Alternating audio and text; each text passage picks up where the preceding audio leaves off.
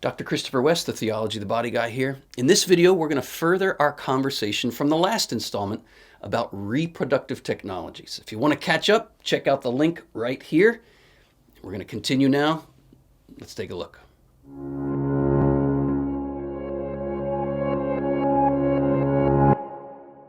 We're continuing our series in these videos from my book, Good News About Sex and Marriage. We're on the chapter on reproductive technologies. In the last video, we established this basic principle, that if medicine and technology can aid the marital embrace in achieving its natural end, that's a good use of medicine and technology. But if technology replaces the marital embrace as the means by which a child is conceived, we are now acting outside of God's plan for how children should come into the world. We continue, if you want to follow along, and you have a copy of my book, I'm on page 126 and 127.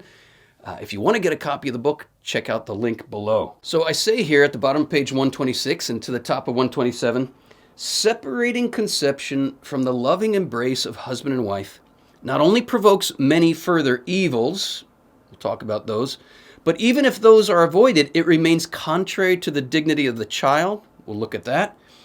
Contrary to the dignity of spouses and their relationship. We'll look at that. And contrary to our status as creatures.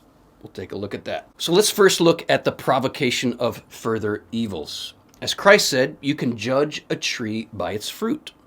Separating conception from the marital embrace doesn't necessarily entail the following evils, which I'll list in a moment, but more often than not, it leads to them in practice. And here are some of those further evils. Masturbation as a means of obtaining sperm.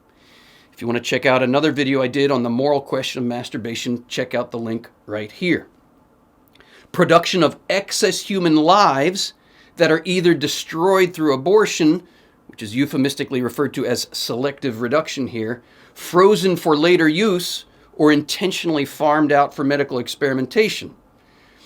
Another evil that proceeds here is a eugenic mentality that discriminates between human beings, not treating all with equal care and dignity. Another evil, the trafficking of gametes, both sperm and ova, and frozen embryos for use by others. Another evil, insemination of unmarried women, and therefore all the evils that are associated with fatherless children. Again, it's not always the case that these evils ensue, but there is a temptation in the procedure that leads to those evils, and as Jesus said, you can judge the tree by its fruit, and those are some rotten fruits. Let's look at the dignity of the child and what is at stake here. Well, there are many acts, I say, on page 127, through which a child can be conceived. The marital embrace, which is what God intends, an act of rape, fornication, which is sex between two unmarried people, or an act of adultery, incest, or various technological procedures, right? Children can come into the world through all of those things, and they do come into the world through all of those things, but only one of those is in keeping with God's plan and with the dignity of the child. Now, it doesn't mean that those children conceived in these ways don't share the same dignity as every human being. Indeed, they do, and they must be treated with that dignity.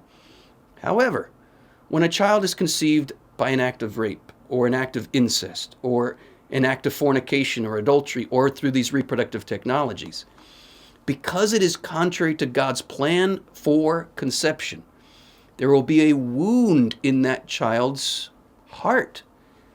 That, thanks be to God, redemption reaches that wound and can heal it. But we should never seek a child in a way that's going to wound the child himself or herself.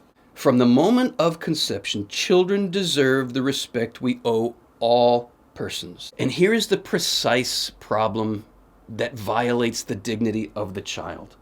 To desire a child not as the fruit of marital love, but as the end result of a technological procedure, is to treat the child as a product to obtain rather than as a person to love. For those involved, this creates consciously or unconsciously, subtly or not so subtly, a depersonalized orientation towards the child. It's a temptation that can be overcome, but it's a temptation also inherent in the very procedure itself. For example, products are subject to quality control. When you spend top dollar for a new TV or a new car, you want it in mint condition, right? You don't care about that particular TV that's coming out of the box for its own sake. And if it doesn't work or it has a defect and you paid top dollar, you're going to want to trade it in for another one, right? This mentality can creep in when we produce children in a petri dish, right? Especially when we're paying top dollar for these procedures, we can have this mentality of wanting a refund or exchanging if the product is defective. But it's just the point the church is trying to make here. That child is not a product. That child is a person made in the image and likeness of God. And because that child is made in the image and likeness of God, that child has a right to come into the world through a union of love that is the image and likeness of God in the world. Male and female, he created them. In the image and likeness of God, he made them. And he blessed them. And he said, be fertile. See, the union of man and woman is not just the exchange of gametes. As I say here on page 129, the marital embrace is a profoundly personal, sacramental, physical, and spiritual reality. To divorce human conception from this sublime union shows a lack of understanding and respect for what John Paul II called the language of the body. And it shows a lack of understanding and respect for the deepest essence of married love, which is the call to image God. We are not imaging God when we produce a child in a petri dish. In fact, we are playing God when we produce a child in a petri dish. So it's not only an affront to the dignity of the child, it's an affront to the dignity of marital love, right? Dr. William May, the late Dr. William May, who was a professor of mine many years ago, says this: spouses can no more delegate to others the privilege they have of begetting human life than they can delegate to others the right they have to engage in the marital act itself.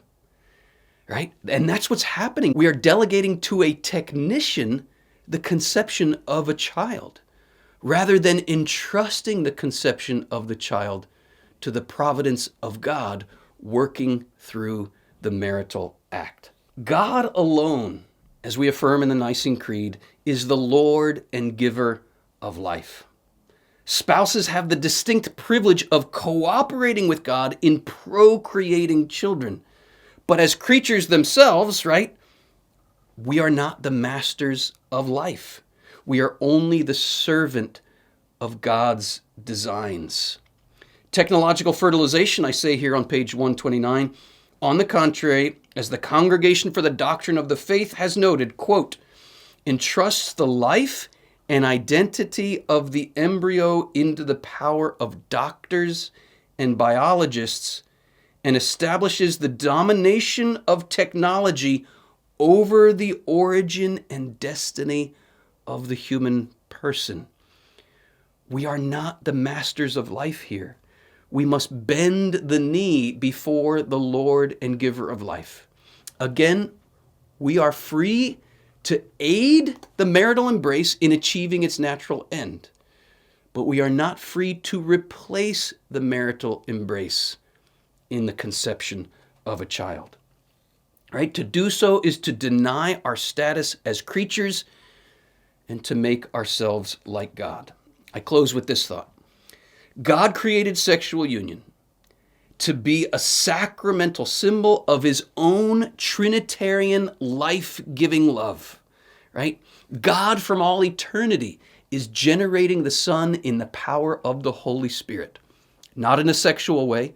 God is not sexual, but our sexuality images, in some mysterious, beautiful way, the inner life of the Trinity, generating life, the Father generating the Son in the power of the Holy Spirit for all eternity.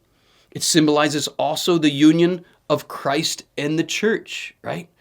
The marriage of Christ and the church consummated at the cross. This is why God made us male and female. For this reason, a man will leave his father and mother, be joined to his wife, and the two will become one flesh.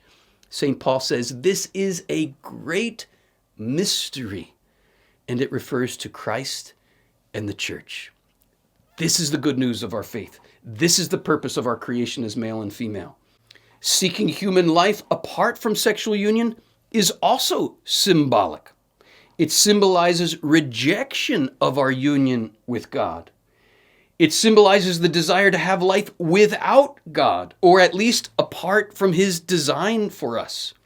And as the Catechism says, when we prefer our own designs to God's, we thereby scorn God. When we choose ourselves against the requirements of our creaturely status, the Catechism says we act against our own good, which is to say, against our own happiness. Now, let's put that in context. If sin didn't bring some semblance of fulfillment and happiness, we would never do it, right? Grasping at the fruit of the tree of the knowledge of good and evil, choosing for ourselves our own path apart from any concern for God and His design for us, it promises some form of fulfillment. And there is an immediate gratification that comes from sin. But there is much more to life than immediate gratification. And when we obstinately grasp at our own fulfillment, apart from God's design for us, and cling to that adamantly, we are choosing against God. And if we stay in that posture of adamant justification of our own plans, apart from any concern for God's plans for us, to stay there is ultimately to choose eternal separation from God. Not a good idea.